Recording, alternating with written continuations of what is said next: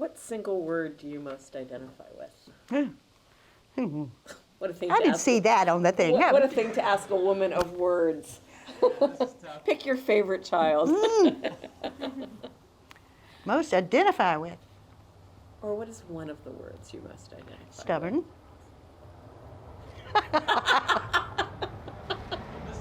Stubborn. Stubborn. Yeah, I think I am. Um, well, I think that the most profound impact on my life as it worked out was my music teacher beginning about the time I was in the 4th grade.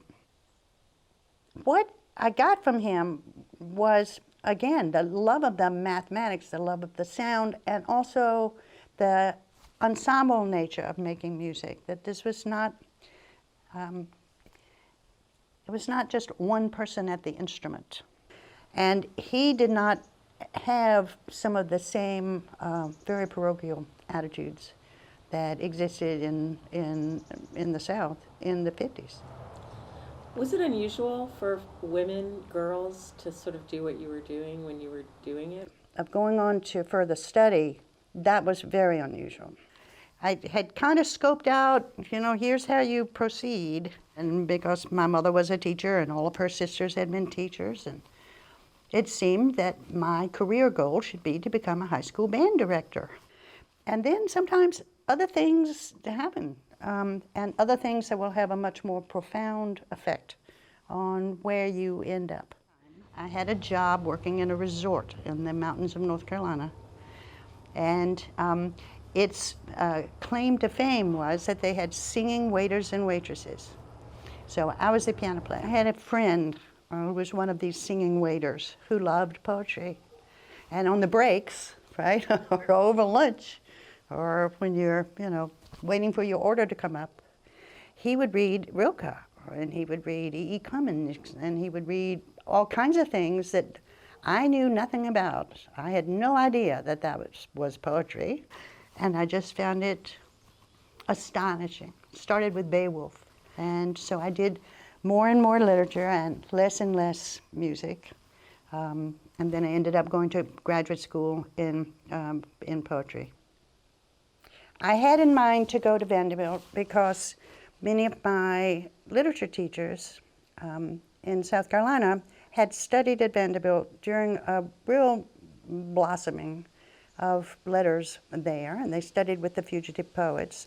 But I really needed to know what my chances were of getting some fellowship support. I had arranged to have an appointment with the Dean of Graduate Studies.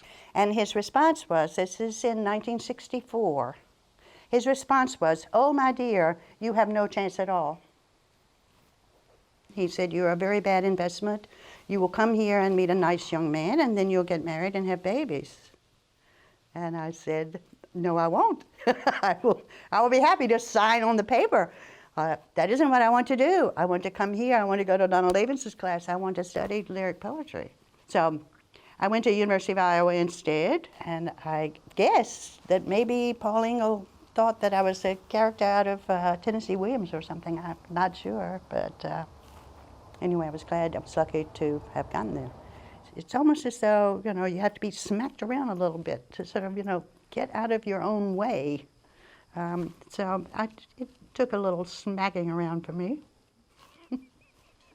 But I did end up teaching, so I think of myself as much a teacher as I do a writer.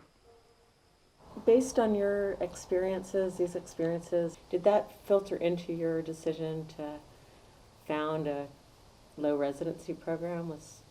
Yes, I think in large part. I started teaching at Goddard in the early 70s. They had a low residency program for Bachelor of Arts. Almost, I would say, probably 70% of those students were women, because they had done what the Vanderbilt guy was afraid I would do, and they had done it at an earlier age. The acting president at the time said, well, if we are an experimental college, then we need to continue to experiment, and we need to think about constituencies not being currently served. So I put my hand up and said, well, I know one. There are all these people who couldn't get a bachelor's degree because of other commitments that they had. How about if we adapt the BA program and make it just for writers, and then give them a chance to continue their education this way? Where do you find your happiness and your joy?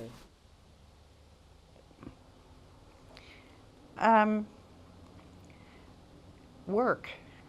I think to try to write a poem, and try to write a good poem, and then try to write a better poem than you have ever written before, and then try to write a poem so that you would not be embarrassed when you get to heaven and John Keats looks at what you did. That, that you can say, sorry, John, I wasn't quite up to the ode, but, will this pass muster? There's nothing more exhilarating than to be absolutely in the middle of that, the point at which the language on the page it's speaking to you. It's not that you are putting down what you already thought, all of your opinions, which are worthless. Then the moment at which the language on the page, and for poetry, the music of the language, the arrangement, those two things then can make you discover something that you had not known about the world, about yourself, about poetry. Absolutely exhilarating. What would you change in the world if you could? Are we at the big things? Are we like it can be as big or small as you a like. more just, verdant, and peaceful world? How about that? A more just, verdant, and peaceful world. Well, I have a long list.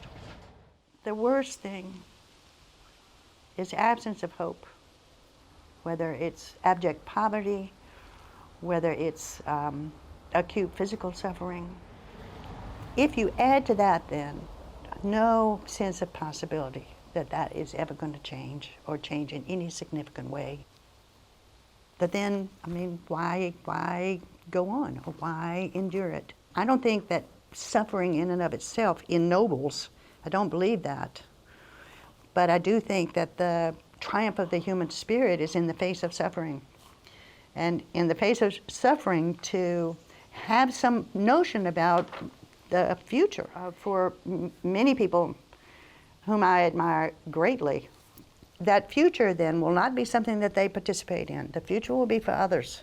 That they're going to make this change or believe in this change or believe that it's going to be better for the sake of their children, for the sake of their comrades, for the sake of their country. However you want to define the community that we are part of.